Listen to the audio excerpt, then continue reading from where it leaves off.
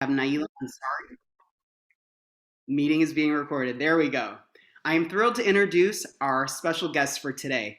We have Naila Ansari, Denise LaRosa, Dr. Ayisha Morgan Lee, and Greer Reed, who I am lucky enough to call all of them colleagues, sources of great inspiration, and most importantly, dear friends.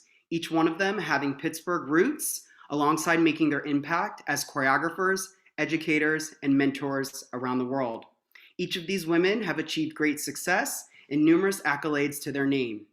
The discipline of dance gave them the foundations of resilience, persistence, and a strong work ethic.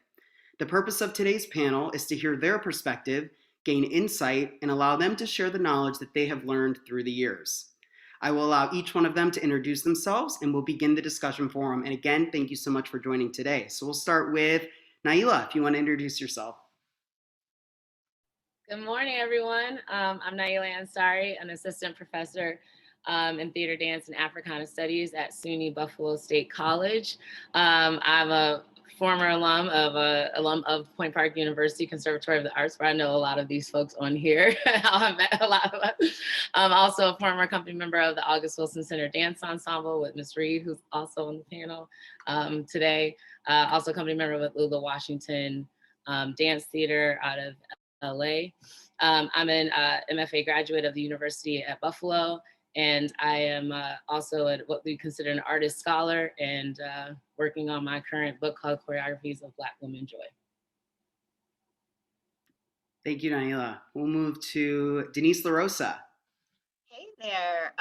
How exciting is this? Okay, I'm with my fellow dancers.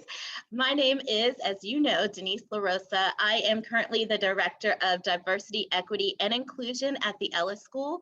I received my Bachelor of Arts degree, magna cum laude, in 2003 from Radford University. So I had a Bachelor of Arts degree in dance. I went on to get my master's degree in education from Carlow University. I'm currently a doctoral candidate at Pitt, where I'm concentrating on language literacy and culture.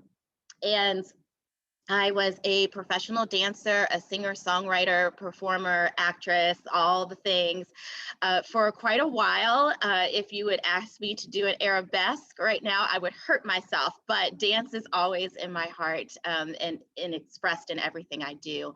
I towards the end of my career, received wonderful experiences at Pittsburgh as a professional dancer, and I was in Expressions Contemporary Dance Company. I was a principal dancer with that company. So I'm excited to be here. Thank you. Thank you so much for being here. Next, Dr. Ayisha Morgan Lee. Good morning, family. My name is Ayisha Morgan Lee. As most of you know, this is wonderful because I'm with family here, with my CAPA family and my Hadat family. I even see some Howard people on here. I am the founder, CEO, and artistic director of Hill Dance Academy Theater, otherwise known as Hadat, here in the city of Pittsburgh. I also am on adjunct faculty for CAPA Performing Arts Middle School. I hold a BFA in dance from the Howard University in Washington, D.C., a master's in arts management from Carnegie Mellon University, and a doctorate in education from the University of Pittsburgh. And I am so happy to be on here with my colleagues who I have had connections with for so many years and have paved the way for me to be here. So thank you. Thank you. And last but not least, Ms. Greer Reed. Good morning, everybody. I am Greer Reed, born and raised in Pittsburgh, Pennsylvania. I am currently the dance department chair at the Chicago High School for the Arts here in Chicago. Let's see, wow. Taught at CAPA for many, many years, over a decade plus. I'm just really excited to be here this morning and to be involved in the conversation. So thank you for welcoming me, James. Welcome me here. Thank you so much. All right, well, we will begin our discussion forum. Today, as I said, we will be focusing on just a few questions, and then at the very end, there will be time for a Q&A. First, I just want to begin with our first question. The panelists, we've kind of talked through some of these, or I've given you an idea. My first question is, based on the title of our discussion today, Dance Shaped Us. So I would like to ask, how has dance initially shaped your current career and position that you are in right now? So we'll start with, I have first on my screen, Ms. Reed, I'll start with you. Okay, so dance has it's always been a part of my life, right? I from the time my mom put me in dance at the age of 3, it has just always been what I wanted to do, what my passion was, etc. It wasn't until I made the transition from professional dancer into education that I knew that that would be my next calling. And it was during those first few years, though, that even though I love teaching, I found myself just kind of spewing my past teachers and leaders their information instead of forming my own kind of thing. So I loved education, but it was still like I don't know, it just felt really far away from me. I was doing it and I was more so giving class instead of teaching class. And I would say within the last 10 years is where the dance portion and my education portion has kind of merged, and I've developed my own philosophies, ideas, and methods. Great. I'll move to Denise. Great. Well, it's really interesting that you asked that question, James, because I think out of all of the panelists today, I'm the one that's kind of in a quote unquote non-dance career right now at being Director of Diversity, Equity, and Inclusion. And I just think as a performer, we really truly embody those 21st century skills that transcend the performing arts. They are applicable and necessary in everything we do. I think about the critical thinking skills, creativity, collaboration, communication, also those life skills. I had written them down like flexibility, pun intended, leadership, initiative, productivity, those social skills, all of those things that really make the magic happen in the performing arts, really truly make magic happen in the field of work that I do. And I think with diversity, equity, inclusion work, I can't think of a more inclusive space than the performing arts. And so I just was surrounded all my life as a performer, surrounded by people who really express a broad range of differences, culturally speaking, ethnically, gender identity, sexuality. And so I'm fortunate enough to grow up in a family that was all inclusive as well. And so that paired with the performing arts, just embodying that lived experience, really helps me to see the bigger picture. And I live by the African proverb, if you want to go fast, go alone. If you want to go far, go together. And I think that that really was shaped in my performing arts career as a dancer. Thank you. Let's move to Dr. Morgan Lee. So for me, it was a number of different things. My mom put me in dance. My parents put me in dance at the age of 3, also not thinking they were going to get a dancer, but for just those things that Denise just talked about, making sure that, you know, I had all of those 21st century skills in order to be able to handle this world out here. And so along the way, I think for me, I learned that there were a number of different possibilities with dance. As you all know, as we're studying dance and training in this field, we just think about dancer.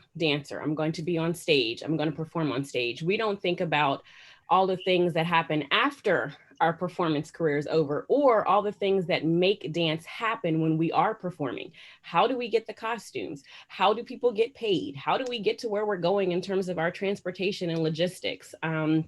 And so I think for me, as I was coming up in dance, I was also had that other side where I was going with my mom all over the place to board meetings. Every time she had a meeting, I would go. And so I learned all those organizational skills. And when I got to Howard, my advisor just saw something in me in terms of that administrative skills. And she said, I need you to work in the office. And so I was in charge of booking, making sure choreographers came in, making sure we had the schedules together, all of that kind of stuff. And I loved that. And I was able to do that, plus also dance. And so for me, it has really shaped my career that I'm in right now, as I wear my hat for Hadat as executive director, and being able to learn all of those other things. And also being able to share with our students that there's more to it than just being on the stage. And that we need those who are dancers who have been trained in the field to be the booking agents, to be the executive directors, to be the development directors, because then they understand what we're doing so much better. And they come to the table with a different with a different nuance about it when they are the dancer. So that for me is how dance has shaped me and helped me to really learn the business side of it to keep it going and sustainable. I think it's great before we move to Naila how, the three of you have mentioned just the different skills that can just go towards, anything, right? It's like we always think, Ayisha, you mentioned, dancer, how am I being on stage? But, I think the key is, and all of you have already mentioned, we take a little bit of what we learn no matter what and put it in our pocket. And I think as dancers, as artists, that's something, if it's working in an office, if it's working in a costume shop, that stuff, those skills that you're using and learning as a dancer are life skills we're going to be able to bring with us forever, even if it, directs you to another path. There are still things that you learn as a dancer that allow you to, perfect many other things. And last for this question, we'll move to Naila. I just have to say ditto to all of those things. In the position that I'm in, I'm asked to be on a lot of committees and do proposals and grants and all of the things for not just my department, but you're asked to be on boards. And as still a performing artist and a researcher, all of it has to come together. And for me, particularly because I'm diving kind of heavy into scholarship, and like James and actually, I think everybody on this call would probably know I was not remotely interested in writing about dance. Like you couldn't pay me to write about dance. But it's interesting because after going to school and going to a graduate program and seeing how fruitful understanding the theory and the historical context of what you're doing and how important that is. And for us as dancers to also be in that field. And I'm not saying there haven't been scholars that haven't been dancers, but there's a lot more theorists than there are practitioners in the world that necessarily haven't had the same experiences. So everything that I've had so far in my life has only helped me in this position that I'm in because I'm asked to do so many things. And when you're in these positions, you have people on their personnel committee that don't know anything about dance. So you have to make your research, your grant writing, your proposals, your committees. It has to make sense to a biologist or neurologist, or it has to make sense to someone that's totally not in your field. So all of those skills have to come together in some kind of way. And you have to, in a lot of ways, make them see and value what art is and what dance is. So I've been able to kind of take everything that I've had and say, okay, now I can also write about it too. I can show you, but I can also write about it. And I can also use the language that you use in order to quote unquote validate whatever it is in the academy. Thank you. I think a common thread also with all of our answers too with that question is just the discipline we learn in dance we then are able to take. So Naila, as you said, previously not wanting to necessarily write about dance, but you still did it, right? And then it allowed you to really take the skills that you've learned now and dive in and just use in so many different ways. If we move to our second question, in what ways have you had to pivot within your career or make a tough choice in order to achieve the success that you had in mind? And I'd like to talk a little bit about the last part of that question. The first part as well, pivoting, but in what ways have you had to pivot and move things to achieve the success that you wanted? Because I think as dancers, sometimes there are moments where there are opinions on what you should be doing or how you should be doing it. And I think it's important to hear or, gain perspective on what you did to kind of achieve the goals that you wanted. If it wasn't necessarily being on the stage, did you make the pivot where you now are succeeding in something completely different? But again, we're still using those skills that we've learned. So again, on your own journey and not what others have kind of wanted for you. I'll go in the reverse order. So Naila, I'll start with you. Yeah. So for me, there's always been a part of me that's been a little bit more on the, I did like administrative side of things. I like to be kind of like telling people what to do sometimes. So I had to find a shift away because at some point the hustle of dance can be a lot after a certain point in time, and you want some security. I was married, I had a child, and so that doesn't necessarily serve that lifestyle in the same way. And so I had to kind of for real pivot and see what that was. And my dean here, he was like, look, we're losing a bunch of people either to retirement or they're moving up the ladder. Would you ever get your MFA? I had no idea about dance in academia. I went to a conservatory, so that's a totally different kind of experience. So I wasn't privy to all the things that I had to learn and to shift. So going to grad school was a pivot to see what, Dr. Morgan Lee's talking about and Ms. Reed, about having to like shift that mindset to like what else is there in dance that you can use that's already been established, but you may not know what it is. And so that kind of opened the world for academia for me. And in terms of like, I'll use COVID-19 as a pivot. In terms of me for performance, I really had to learn. I've always worked in collaboration, but I had to learn how to work in it a little bit more in the digital world, and like what that means for me in terms of like my partnerships. And how do I shift from doing more solo work that's live performance and then integrating it with visual artists, with spoken word artists, and also kind of like navigating that space. So there's multiple pivots I think that have to happen, not just in like your immediate like going from dance into choosing something else. To me, it's a constant pivot because the field's always changing, and the pandemic I think is showing us that for sure. Yeah, absolutely. I think, we jokingly said this the other day when we met. It's that dancer mentality, no matter what, make it work. The pivot, I think we've been able to just, no matter where you're pivoting or how often you have to pivot, we make it work. That's the mentality you're taught in class. It just, if it doesn't work, if I'm not on the leg today, what do I need to do? How can I warm up my body anymore? So pivot is an interesting word because I think it's been used a lot throughout 2020, but I think as dancers, it's something we've always, had to do. So I'll move to Dr. Morgan Lee. So for me, I'll tell a little bit of a different perspective of it. When I wanted to start Hadat, a lot of people said to me, don't quit your day job. At the time, I was teaching, doing a lot of substitute teaching, and they said it's not going to work. You're not going to be able to have a successful business with a dance academy here in the city of Pittsburgh. So this might last for about 2 to 3 years. Enjoy it. And that's it. And that's very unfortunate, very, very unfortunate, especially to come back for your hometown and to be told that. And I was very, very clear about what I wanted. I wanted Hill Dance Academy Theater, and there were a number of reasons why I wanted a Hadat.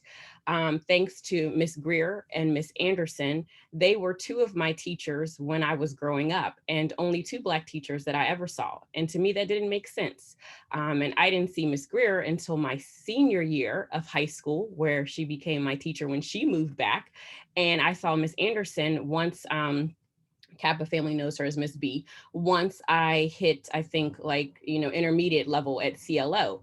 And so I was very clear and intentional about why I wanted a Hadat, so that I know there were other students out there who looked like me, who wanted to dance and wanted a career in concert dance, not just in terms of doing recreational dance, but seeing themselves on a stage, seeing themselves in a career performing.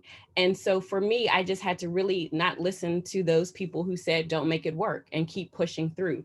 We are now thankfully in our 16th year of Hill Dance Academy Theater, and it's definitely had some challenges, but it's been the most rewarding experience I have ever had in my life.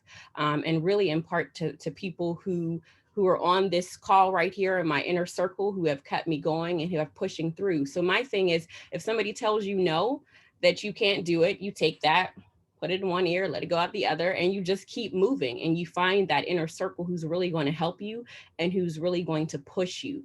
And so for me, that's kind of been the pivot, and making sure that we are always on top of things, making sure that we continue to grow as the dance world around us continues to grow, seeing how we can create this next generation of dancers out of the city of Pittsburgh so that they can be prepared for these roles in concert stage, they can be prepared for these roles in administrative. So just keep pushing. Do you have a dream? Figure out what it is, how it all fits in, find your network, a circle of people, and they will help you. They will help to strengthen you and help to make it come alive.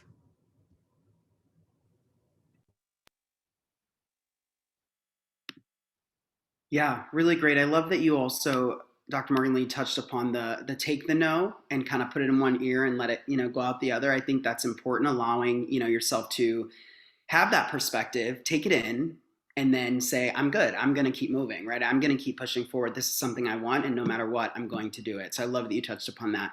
Let's move to Denise. Hey, so this is just so inspiring. And I think to answer this question, James, I have to start with where it began. And for me, I was just always naturally, in case you haven't noticed, a performer. I'm the youngest in my family. I love attention. So, I'm very self-aware in that regard. So it's all good. And, I jokingly say the first pivot I made with dance is when I became aware of what exactly my goal was with it. And that was in, I want to say middle school, high school. And I remember watching Janet Jackson's If video, and I had seen it so many times, but there was something about that particular time. I didn't focus in on Janet, I focused in on her dancers. And I thought, whoa, that's it right for me. And I was at the time, I want to say 16. So it was quite the opposite entry for me. Compared to Ayisha and a lot of dancers. I started late after puberty, and I was told, you are crazy. You're never going to be a dancer. I decided right then and there I was going to be a professional dancer. And I was told by a dance teacher, guess what, honey, it's not going to happen for you. You can take classes here for recreational fun, and don't tell me no. That is the last thing, because if you tell me no, I'm going to do everything in my power to prove you wrong. And for me, I realized the performing art aspect of like expressing yourself and connecting with other people. That's what drove me to the performing arts. And so through a lot of blood, sweat, and tears, quite literally, I was able to become a professional dancer. And so much like Ayisha, I had that experience of people telling me, no, this isn't going to happen for you. And I was very blessed that it did. And the next pivot for me was well, there were several pivots. So going from that entry of wanting to be more a hip hop dancer, choreographer, falling in love with modern dance, falling in love with classical dance, ballet, but because I had entered later, my body just couldn't quite do it fully I wasn't a Misty Copeland. Like I wasn't born like Misty with like the great flexibility and all that. But modern dance found me, and it was really, truly my favorite means of expressing African and modern dance was. And so that was another pivot within the performing arts. And then I graduated from undergrad. I went to New York City. I did the struggling artist thing, living off of hot dogs, mac and cheese, and my parents' money. And, I loved it. It was messy. It was, I always tease James and say, of course, it didn't turn out as great for me as it did for you, but it was nonetheless such a great learning experience. And I remember coming to Pittsburgh because my brother was here and I didn't want to go back. I'm originally from West Virginia. I didn't want to go back to West Virginia. There was nothing for me there. And I said, I can have it. I can have both. I can settle down and I can still be a performer. And then through that, there was another pivot of working with children. I have always loved working with children, and I was a dance teacher. I judged dance competitions. And so from there, I felt a calling to go into elementary education. And then from there, within that space, I felt a need to really I was naturally doing DEI work, diversity, equity, inclusion work within my own space and helping my colleagues. And then there was yet another pivot with that.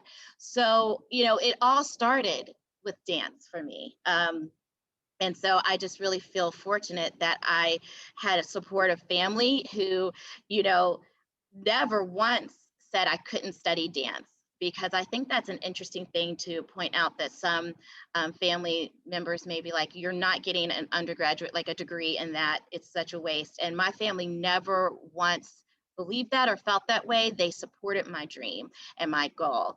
And I did, quite frankly, the last thing I'll say is I quite frankly had a moment of being the struggling artist, being broke as you know what, and being like, oh my gosh, I think I made a mistake getting this degree. And in that state of angst, I found that it was quite the opposite. It was the best choice I could have made because it led to so many other opportunities. Amazing. Let's move to Miss Reed. Okay. Can you guys all hear me? I'm having some technical difficulties here. Okay.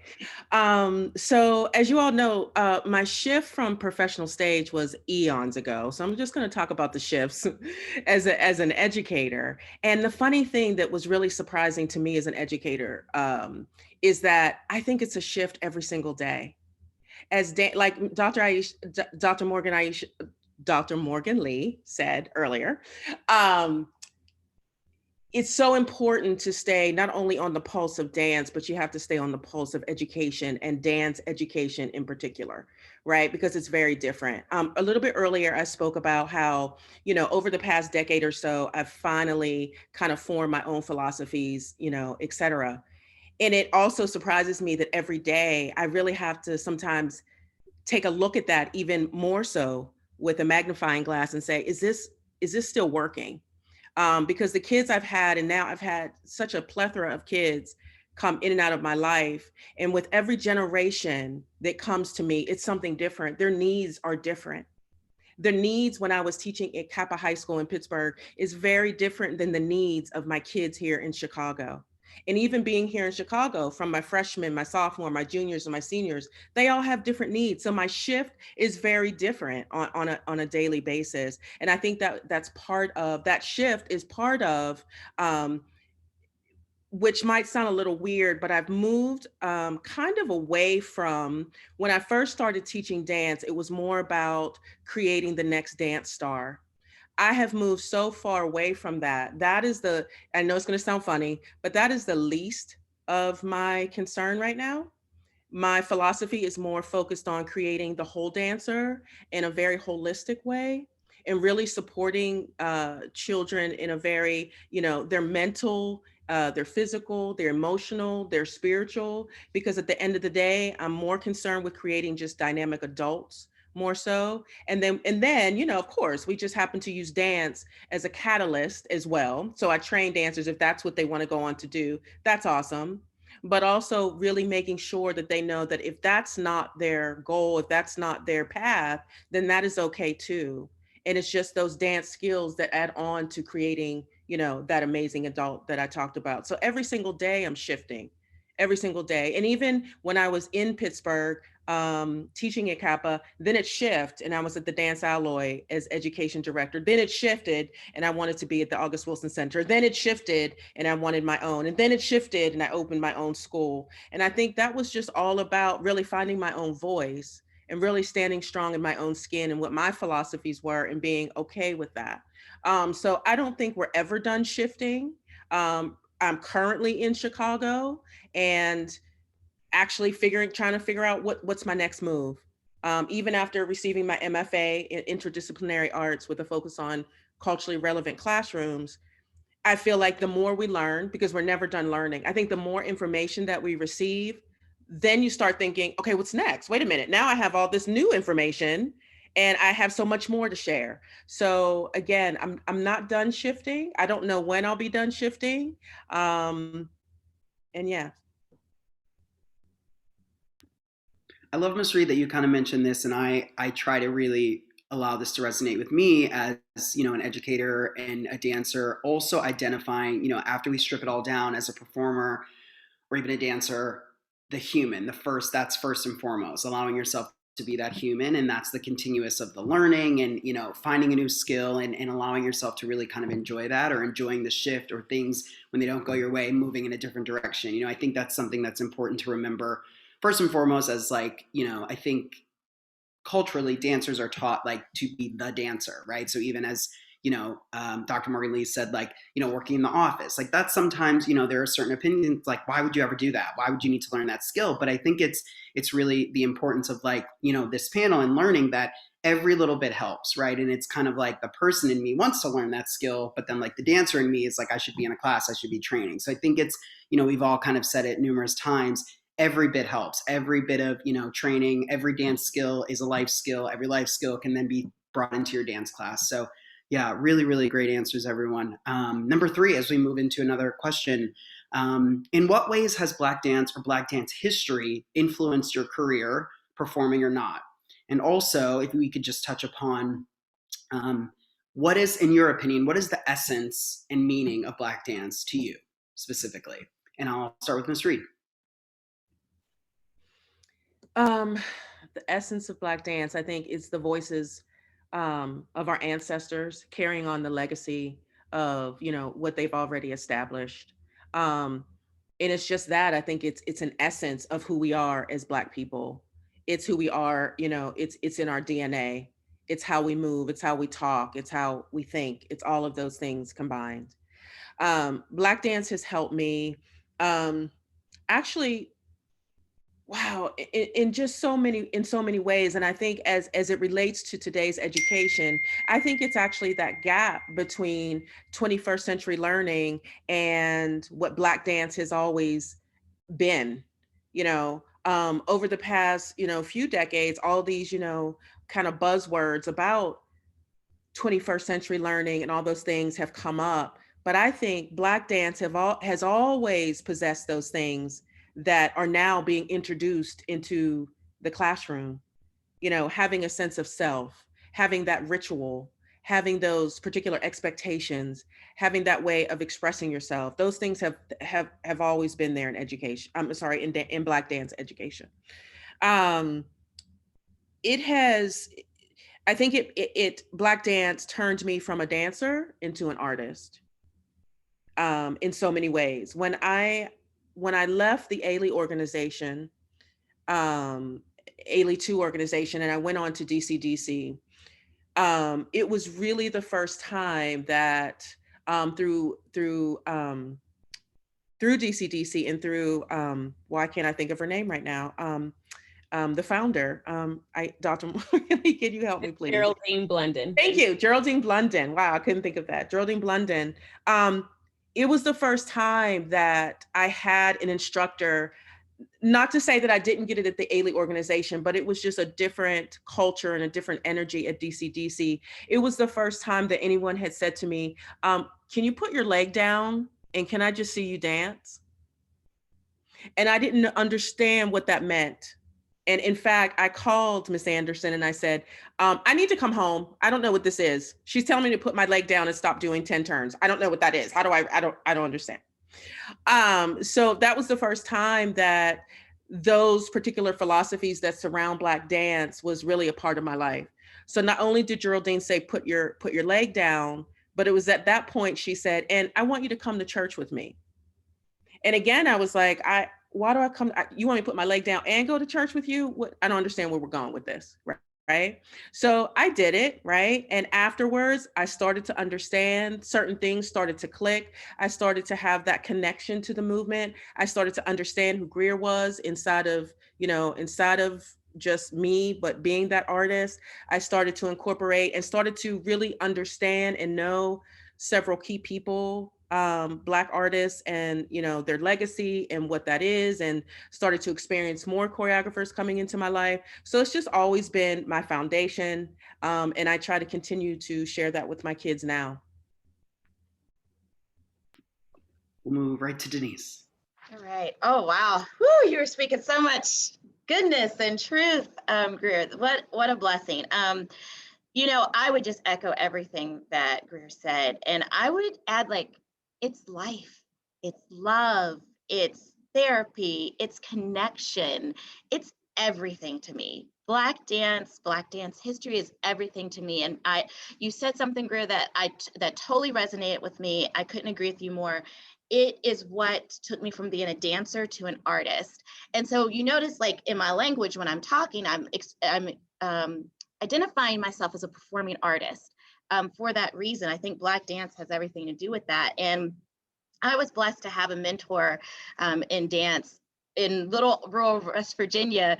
One of Harry Belafonte's wonderful daughters, Adrienne Belafonte Biesmeyer, actually lived in my hometown and was my mentor in life and in dance. And so I studied under her from a very young age, and she just embodied the Black dance history and culture. It was so important to her that there were times we didn't even practice, we didn't even rehearse, we just watched videos, we listened to her. She really schooled us on our history. And when I went on to college, I was in the Honors Academy, and my capstone project was connecting to our roots as a people, from the African dance rituals, West African dance rituals, to the Black church, the movement, whenever you're getting slain in the spirit. And I remember studying and putting videos side by side of an West African dance ritual and women, shouting and praising God in the Black church, and the movements were identical. That was my aha moment. that this is in our DNA. Like Greer said, this is who we are. This is really a part of our story that really is the foundation of our story, I feel. So it's influenced me in my career because it's how I move about life. And I know that sounds kind of cheesy, but I move about life with that self-awareness, that strength, that resilience, that pride in who I am. And then I feel like because I have that, I can navigate these spaces standing in my truth. As a diversity practitioner, you know, I have to, if you don't stand for anything, you'll fall for everything. And so I just have I'm self-assured, I'm self-aware. And that doesn't mean that I'm arrogant either. You know, I'm aware of also, you know, the areas of growth, but I don't criticize myself for them. I lean into them. And I think it has everything to do with Black dance and the history of it. I think what's great is both of you kind of have mentioned and used the word foundation. I know for me, that is what I truly identify, even with Black dance and the essence of Black dance, and it being the foundation for just so many other additional styles and ways of movement. That allows me to really, and I love that you guys have both used that specific word, foundation. Dr. Morgan Lee. You know, I love this question and I could go on and on. So I've had to make sure I have my points together, because for me, it's everything that I do. It's my essence. It's why I have Hadat. You know, our mission is to train the next generation of dancers and to sustain Black dance in our communities. But I'm going to touch upon it on another whole circle shift of it. For me, I connected at dance magazines, you know, Dance Magazine, Dance Teacher, all of them that used to be out, and some of them are gone now. I used to cut out the articles every time I saw somebody Black. I was tearing out the articles and I was saving them. And it wasn't until my junior year, Expressions Contemporary Dance Company, under the artistic direction of Norma Jean Barnes, took us to the International Association of Blacks in Dance conference in Denver, Colorado, and I was in love. I saw people on stage who looked like me, who were twirling, who were dancing, who were feeling, who were giving everything, bold, bodacious, everything that Black dance is, it was on that stage. And I said, I can be a dancer and have a career and get paid and love it and look like that. How do I do this? And then I found Howard University. I wanted to go to a historically Black college and university. At the time, Howard University was the only HBCU that had dance as a major. Since then, there's another HBCU also that has dance as a major.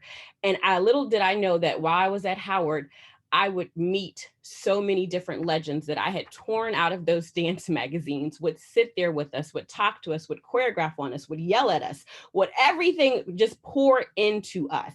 And I knew I was home. Also, little did I know that my advisor, Dr. Sherelle Berriman Johnson, peace and blessings upon her soul, that she was the director of IABD. And so she would bring IABD to Howard and we would have to work the conference. And so for me, those were the lessons that came to life that made me want to make Hadat what it is, because I learned it at Howard. I can remember literally all the humble experiences, not just learning from them in the studio, because there were many lessons in the studio, but there were so many lessons outside of the studio. I had the blessing of being the one-on-one for Mr. Lewis Johnson when he came and set Tremonisha on the dancers. And Dr. J said, I can't have you dance. I need you to be his administrative right hand, which meant taking him every place that he needed to be. And I learned so many lessons with him at 11 o'clock at night, 2 o'clock in the morning, of what he needed to happen, what needed to be in the production book, what didn't need to happen, you know, so just so many humbling experiences like that. And then one more that I will share. So this is literally, you know, at the feet of the masters, not only in the studio, but outside, getting Miss Carmen de Lavalot and bringing her into the space at Howard when she was running late and we had to rush her in and hurry up and get her ready for her performance. And my mom, who's also on this call, was with us. And we're doing all this stuff and she turns and she says, wait, my dress isn't pressed for tonight. It's the last thing on our mind, right? And my mom goes, I'll press your dress, no problem. So she goes in the studio and she's pressing her dress as Miss Carmen de Lavalot is rehearsing her performance for the creation that she's performing that night for IABD. You know, those are the lessons that I want to instill in my students, so that when we bring these artists in, like Cleo Parker Robinson, Debbie Blendon Diggs, Joan Myers Brown, Kim Bears-Bailey, all these people that I learned from, they get to experience what I got to experience. And I didn't get to experience it until college. but they're getting to experience it now at such a young age, and being able for them to really see that this has to continue and this is why it has to continue. And of course, like I said, I could go on and on, but I will leave it at that for now. I love the dress story. That's something, again, it's like it's so non-related in terms of like learning dance steps, right? And movement, but that's something you will always remember. And again, it's that lesson. It's that one more thing, making it work in the last moment, and obviously for a legend, a literal legend. Naila. So first, it's so funny because Dr. Morgan Lee, the other Dr. Morgan Lee came on my screen. So we got to honor Dr. Morgan Lee on here. That's Miss Ayisha, the other Dr. Morgan Lee's mama. And when I saw her, I was like, yes, because that's Black dance, that's Black spirit. And I think that's what we're talking to. And there really is no definition for Black dance. Really, it's like kind of like you only know if you know, and if you ain't in it, then you just got to be okay with not knowing. And so I just want to reiterate everything that you all just said, but I'm writing my book on this, and it's specifically looking at Black women, but Black dance is joy, and that is who we are in our essence, and it's play, it's community, it's resistance, it's self, and it's collectively who we are. It's our stories. It's the fact that our stories are the ones that lead and give lessons to other people on how to live life. And the lineage of Black dance, which is what I'm really digging into, is how it also affects our political movements, and the ways that we talk about it, not, from the ring shout, Dr. Morgan Lee is, she knows the second line, New Orleans, and like just how to cultivate, jazz and gospel and spirituals and the ways that we understand it. And we've tended to understand it through music, but that's not that you can't disassociate that from the movement. And not only like the political movements that have gotten us through as Black folks to survive, right? When we talk about protests, even though it may not be in the physical sense, we understand dance. Those are movements and the ways that we've learned how to navigate.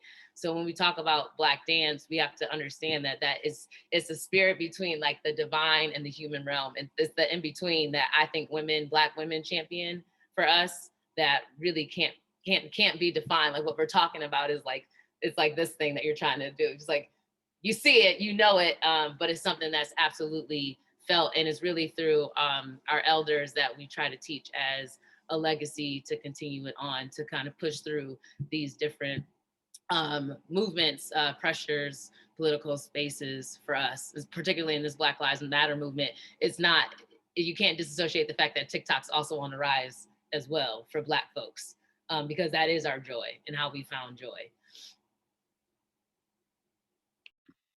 Amazing. Thank you, Naila. I just want to make sure that we have enough time for the Q&A. So our last question, we're going to kind of speed through. I wanted to bring this up, especially in the times that we're in right now. How have all four of you felt your engagement with students has changed? So within the last year, how have you had to adjust, or as we continue to say, pivot, as an educator, as a performer, as a teacher, and or mentor? So Naila, I'll shoot it to you quickly. Yeah, I've pretty much have got to get more on my students about being focused, being present, and what that means in the world that we're in. And also being open to the fact that like we all live in different spaces and different lifestyles, and that we have to be able to be accepting of that too. Like I have a child, and so my students know my child just might be in the Zoom, and that's just what it's gonna be for today. But I think that the lesson to lessen the pressure on both ends, but also channeling into making sure that we're focused. And I've had to find interactive ways through Zoom, through a chat, to make sure that students are paying attention in a way that I haven't had to do, but I will take moving forward once we're able to kind of be in person. Dr. Morgan Lee? For me, it's seeing such wonderful projects and trying new things.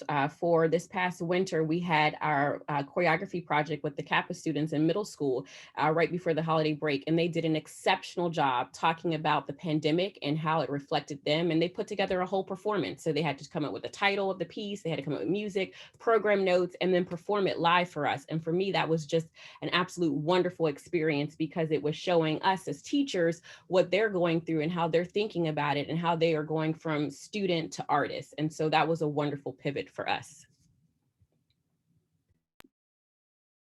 Denise? Okay, I think of three things. One, first and foremost, it's really helped me to tap into being present in a way that a lot of educators have challenges with through the screen, to still be able to make those connections, to connect with individuals. The work I do is really about connecting with people and celebrating and honoring who they are.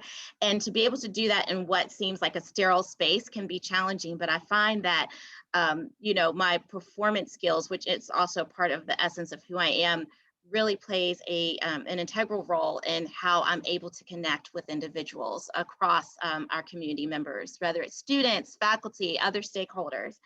And then also, obviously, being creative, that pivoting that we were talking about, there's people that are sweating, educators like, oh my Lord, what do I do here? I don't have my classroom, or I don't have this or that. And I'm like, this is just another day for a dancer, like we just know how to pivot or make it happen, like you said, James. So, I haven't really been stressed out the way that a lot of people, quite frankly, are. And they're quite amazed by that. And I just think it's that foundation of being a performer that has been a blessing for me in that way. And then lastly, the challenge of still lifting up our DEI efforts in the midst of COVID and the pandemic, because, that can be a distraction without realizing how these things intersect. And so I tell faculty and other community members, look, your kids are going to be Black all day long. They're going to be non-binary all day long. They're going to be Jewish all day long, 24/7, whether we're in a pandemic or not. We owe it to them to continue to lift up this work of diversity, equity, and inclusion. And I think that all those descriptors that we had of Black dance history, the resilience, the strength, I think I just tap into that to be able to articulate those needs. And quickly before Ms. Reed, I just want to say, you all have also said about being completely present. I think that's something that, Naila and I mean, between Ms. Reed, between other mentors that we've had in college, I think that's something also, and Ms. Horgan knows that, it's just that the being present, focusing on what's in front of us, and that's kind of really it. And I think, on my end of this, allowing that to also come through, the classes, we have, even if the classes, we have 60 minutes, let's just fully engage for those 60 minutes and just put everything else, all the stressors, all the unknown that we have around us right now away, and I think that, as I said, Ms. Reed or other mentors that we have really instilled that in us. So it's like, again, as a dancer, we pull that out of our pocket and we continue to do that and some more. Lastly, Ms. Reed. Yeah, I just wanted to say, you have to give a kudos to these students for their resilience and their tenacity during this time. When we first went into remote learning, I didn't know what was going to happen. All these boxes on the screen, and we're still trying to teach pliés, and I didn't know what that was going to look like. But what I learned from it is that, the kids who had issues that it felt like it was larger than life, these things that might not have been as obvious in the dance studio, put you inside of these little boxes, and some of our kids can't even turn on their video for X, Y, and Z.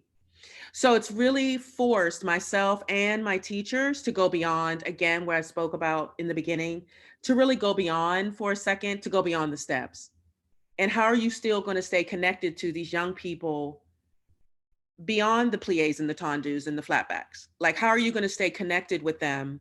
Because we're not in the studio, and I don't have that interaction with you. So I think it's been a blessing in order to, again, to go back to that holistic piece, to really make sure that that was at the forefront right now, because we're not person to person, and to really stay connected with these young kids in another way, and in creative ways, like we all spoke about. So yeah. I think it's we always, as educators, are saying or trying to, obviously take the pulse of the room. And I think this, with COVID and Zoom and Microsoft Teams, it has been a challenge to be able to take the pulse, because as dancers, we connect, you can feel that energy when you walk in the room or you leave the room, So it's exactly what you just said, Ms. Reed, diving a little bit deeper and taking a pulse. And maybe that means in a different way. So I think it's definitely allowed us to kind of learn and just, you know, as we continue to say, pivot in a different direction and still just make it work. I want to leave the remainder of our time for a few questions. If you want to raise your digital hand or throw a few questions in the chat, I will try to navigate, and let's do it. So if anyone has a question, if you want to raise your hand, like I said, go ahead. We'll begin that now. Just trying to switch screens to see if anyone has a question or if there is anything in the chat. I see Casey. Casey, yeah. Casey, go ahead. I just wanted to say thank you, first of all. You guys are very inspirational, and I'm glad to have you all here today. I wanted to know, like, especially in times like these, like trying times, if you guys had any advice for dancers who may feel like, I don't know, so to say that, like, their dreams might be fleeting just because times are so difficult right now. I would say tap into your ancestry, tap into the essence of who you are. You come from such strong, resilient folks who have persevered through times, believe it or not, it's hard for us to imagine that we're much more challenging than what we're living through now. And just know that you start where you stand, take it one day at a time, try not to look too far ahead. You know, like when we were talking about being present, and just continue on the path, have tunnel vision, don't allow these circumstances to really outnumber or overtake your mind beyond your dreams, if that makes sense. And you have to recognize too that the world that you're in that you think is like the quote unquote professional world has also shifted, right? Like I literally just completed a whole grant on Zoom. Like it wasn't formal. We were just like in people's bedrooms. Half the time it was slow delay, right? So everyone's still trying to function the best way that they can, and they recognize that you all are too. So don't think that your dream is necessarily deferred because it doesn't look the way that you traditionally want it to look, because what you think looks a certain way doesn't look that way either right now. So I would just offer that to you as well, and be creative. Like this is the time that I've literally just been like just making stuff up, using cameras, videos, you know, just meeting people, collaborating. Like this is when you have the agency to open up to do things outside of what typically happens when you're just stuck in the studio. And Casey, I would just say, you know, just try to remember this is not forever. You know, it's, you know, it's, yes, we're in it right now, but it's not forever, and this too shall pass.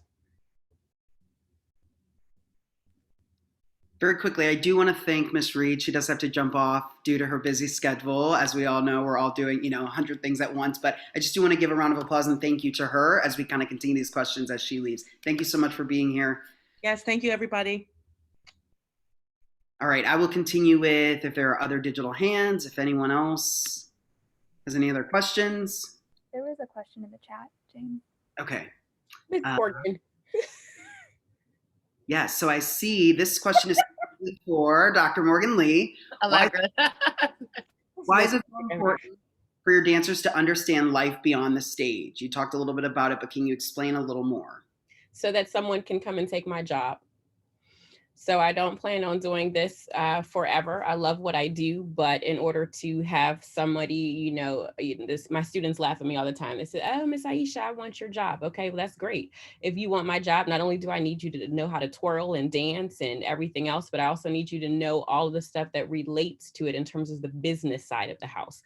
They taught us at Howard, it's not called show business, it's called business show, so that you understand how to make that work, so that you understand how to make sure your business is sustainable. So that's why it's important to know all those other different components and elements that make up the business side of the house, so that dancers can continue to dance, dancers can get paid, choreographers can get paid, choreographers can create. So I want you to know all of this so you can come take my job, you can come take Mr. Manning's job, you can come take Ms. Perlman's job, you can come for all of our jobs if you know what you need. And we need those people, because we're not going to be here at 78 and 80 and 90 still doing this job, not even maybe 60 or 50. So Yes, I love that. I think, you know, I just love Ayisha so much. I love all y'all so much, but The sustainability, when I heard Ayisha say that, like making this, this work live on, I think is so important. And also to not limit yourself to the opportunities, the possibilities that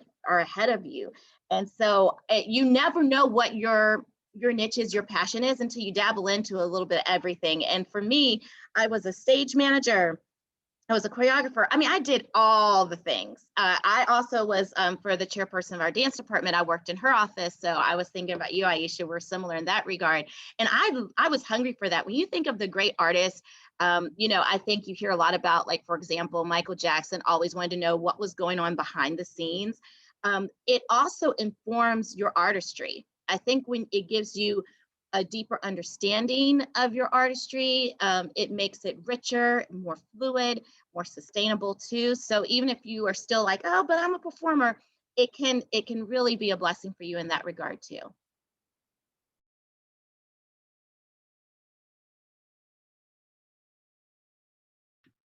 Naila, did you want to contribute to that at all? Yeah, I would just say that you also have to recognize that dance serves purposes in many fields and not just the one field that we're in.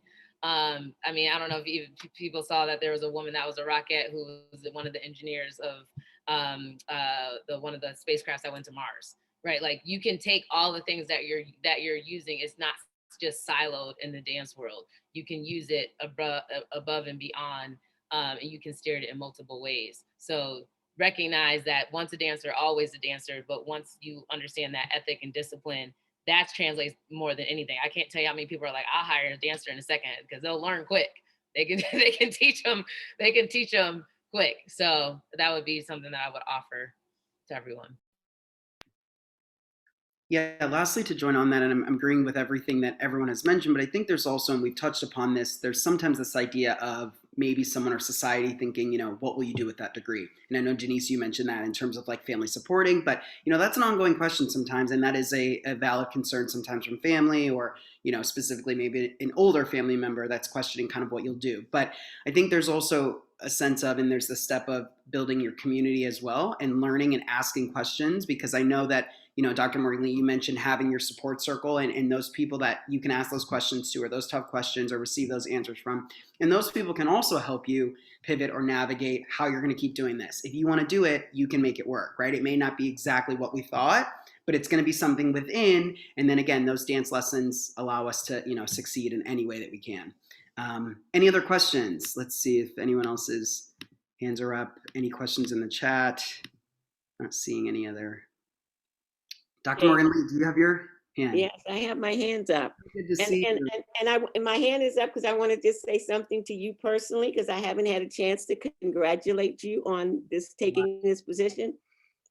However, having listened to all of you today, knowing all of you individually, and my daughter most specifically, this has been awesome.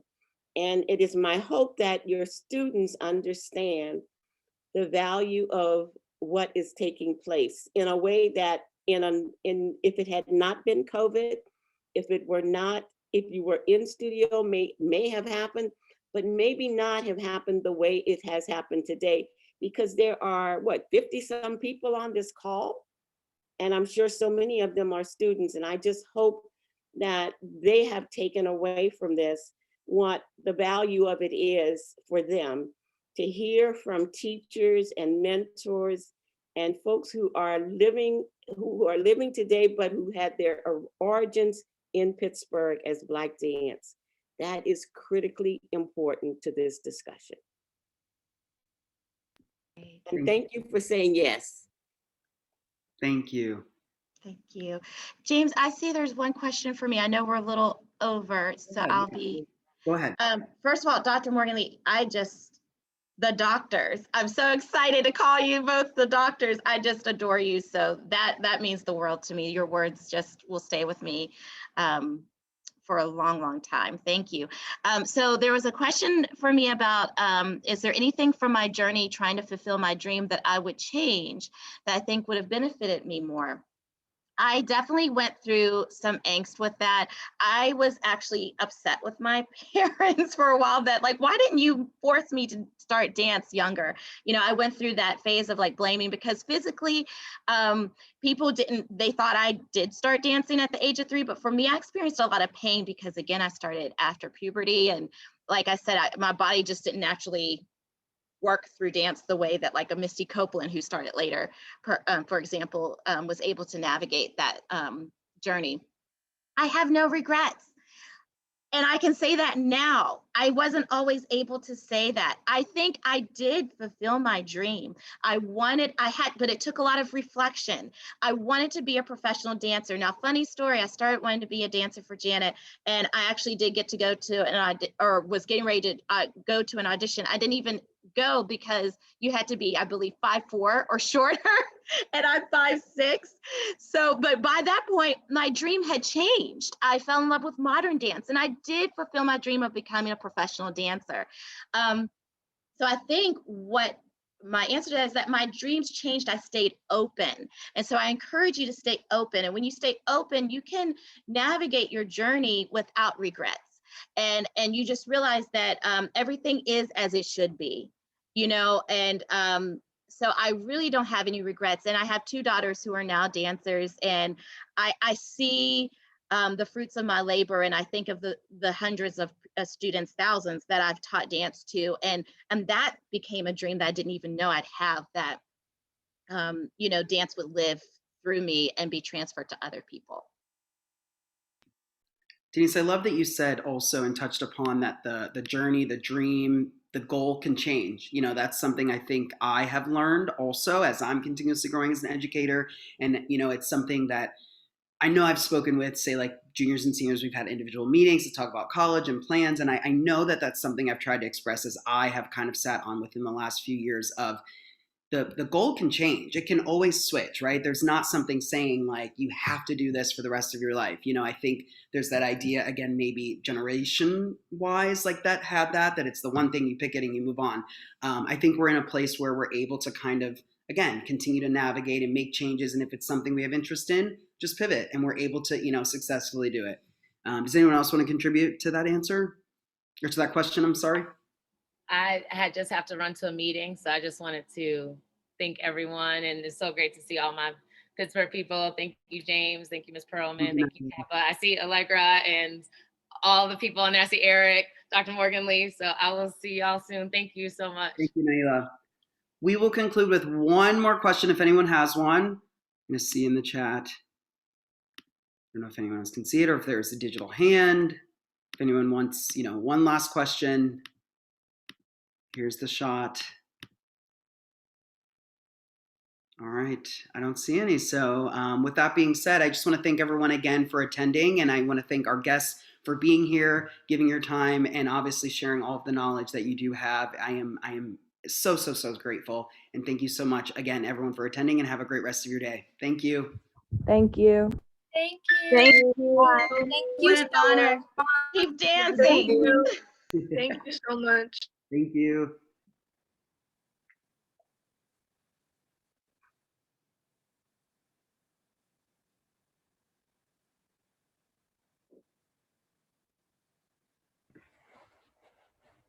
Stop recording.